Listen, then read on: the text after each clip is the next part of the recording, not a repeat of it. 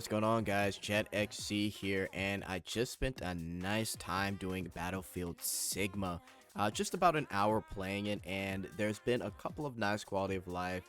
They've definitely added some buffs. They've made it to where whatever buff trial that you're doing, it will give you the recommended operatives to do that. And yeah, it's actually not too bad. So if you guys don't remember, Battlefield Sigma was a mode where essentially you go through a bunch of trials: easy, normal, hard, and danger, and you essentially are collecting currency to buy a bunch of buffs. And then, you know, your first thing that, well, unlocks when the mode unlocks is the Ironclad Battlefront, right? And that's when you get to test out all the buffs that you've purchased, and you basically go through this whole entire trial to get a bunch of points, right? And I think max points you'll need for Ironclad Battlefront is actually 8k. But really, I feel like if you just want to beat everything and get all the digicash, you at least need, if you want to get the digicash and like one ticket, you at least need 5k points, right? Everything else is like just extra stuff. So if you can get 5k points, you're pretty much set when it comes to the rewards for Ironclad Battlefront. Now, I went through this myself. I played it. It's actually not that bad. Like I said, a lot of the UI quality of life is pretty nice. They kind of split each character individually, and you can basically drag and drop what buffs you want to put for each character. And as you kind of level up here, you will be able to buy buffs for certain characters that are basically recommended to complete the challenge for Ironclad Battlefront, right? And so what I did was I essentially just took a look at everything. I played each buff trial once: easy, normal, hard, danger.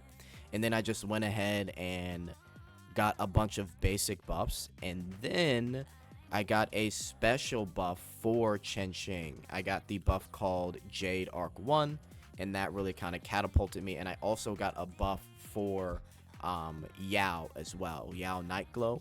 And so I took those two into a team, and then I took them to the Ironclad Battlefront. Now, I really think you can easily get above 5k points. All you got to do is add certain buffs, and I'm going to tell you guys the buffs that I used. I basically completed everything once. Like I said, I did easy through danger once, and then I added a bunch of buffs from there. So the buffs I used to essentially beat the whole thing, let's see if I can find it here. I have it saved, which, by the way, you can save certain buff builds as well.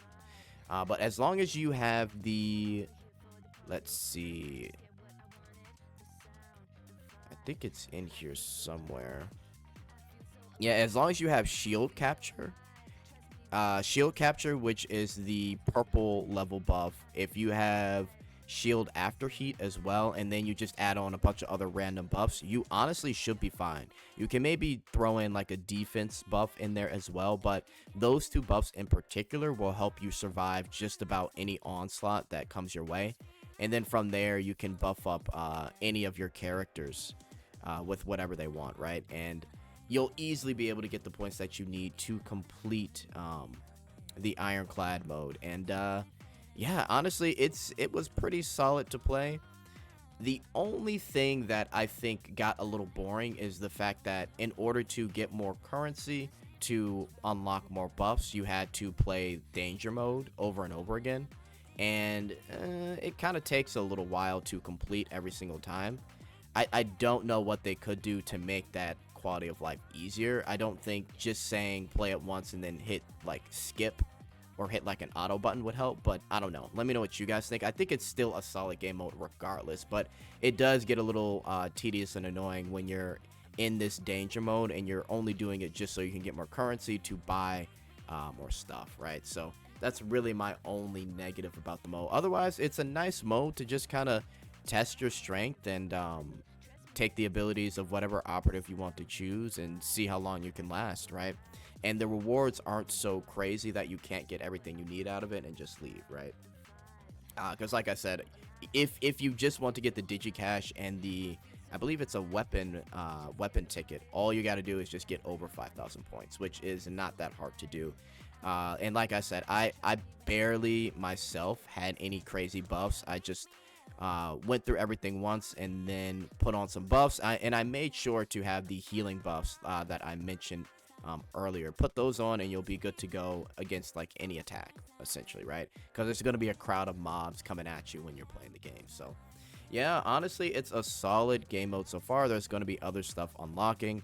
And I think we'll see how I do the next video talking about the other ones. I might wait till they all unlock to do another video. But yeah, so far so good. I think this you know, for those that may not compete like myself in the Nero Sim, I think this is like a fun little game mode to kind of just test your abilities and things like that. So yeah, let me know what you guys think so far. How have you been enjoying the Battlefield Sigma? I'd love to know. Otherwise, I'm out, guys. Later.